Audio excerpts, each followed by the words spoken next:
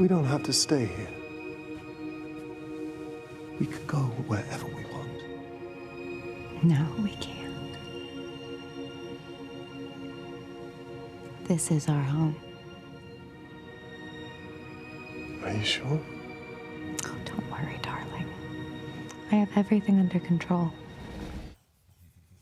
Everything Under Control. Critically acclaimed actor Elizabeth Olsen was nominated for an Emmy for her powerful performance in Marvel's hit series WandaVision. She is also a New York Times bestselling author of the children's book Hattie Harmony, Worry Detective, which, by the way, she co-wrote with her musician husband, Robbie Arnett. Now she's out with a sequel, Hattie Harmony Opening Night. The story follows Hattie as she helps her friends deal with stage fright and other worries on the opening night of the school play. Elizabeth Olsen, welcome. So, thank you so much for being here. I was reading this on the plane yesterday, and there was a woman reading an adult book next to me, and I was here like this, and she couldn't stop looking at me. She said, I have to know, why are you reading that children's book? And then I showed her, I said, you know, this is the book. And she said, worry, worry, go away. There's no time for you today, which is Hattie's line. And she said, oh my gosh, can't we all use that? That's right. So thank you for writing this book. You know, I know will help a lot of adults and children alike. Tell us a bit about Hattie and how she helps her friends. Well, when we started, we wanted her to be a character-driven story that would help kids. They could learn the language for complicated feelings.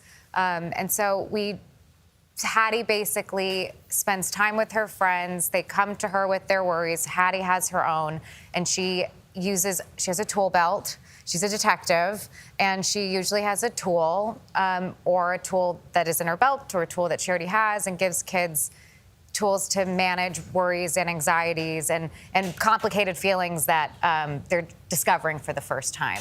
And so, yeah, we get to watch all of her friends deal with just little anecdotal, simple first times, I guess. What was it like to work on it with your husband, who is an accomplished singer-songwriter himself? You already have one book together, and you did it again. I guess you guys work well together? Yeah, he's got like an idea a minute kind of person, and I'm a very type A type of person, so it works out pretty well. He's more of the creative, and I'm more of the let's figure out what the actual solution is. So you sit at the computer and he paces and he sits at the computer and I'm like Whether writing a novel, writing in your journal, or writing a children's book, it's all derived from personal experiences. So how has your journey with mental health helped you put this together?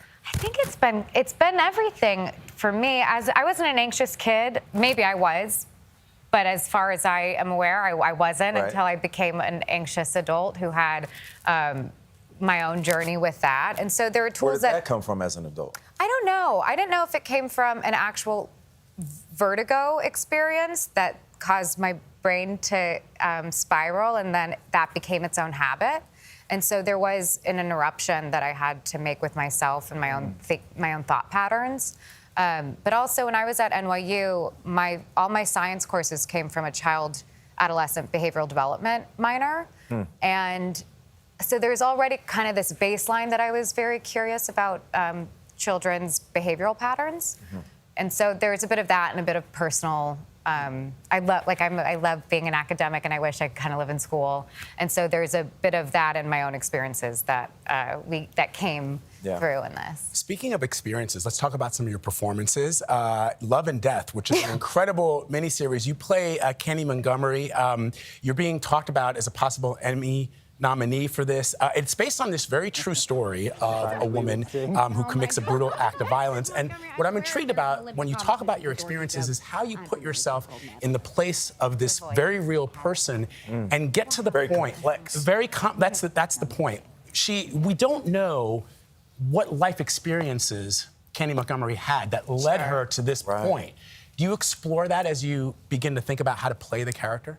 Yeah, I mean, it's really funny talking about that character along with the children's book, because they couldn't be more disturbingly further apart in a way. And then oddly, they have some sort of connection because the show and the story of Candy Montgomery actually goes back to childhood trauma in a way. Right. And so for me, with characters that seemingly make morally confusing decisions, I like to think of them as puzzle pieces that I can have empathy for instead of, it's really easy to quickly judge a character before you start trying to become them. Right. And then with your own character building, you try and understand someone's moral value system that Right. leads to those moments, and what is it in their lives that made them the people they are, that when they're in these situations, they make the choice that maybe you don't think that you would. We call that range. Your range in Yes, acting right. and this incredible book, Hattie Harmony.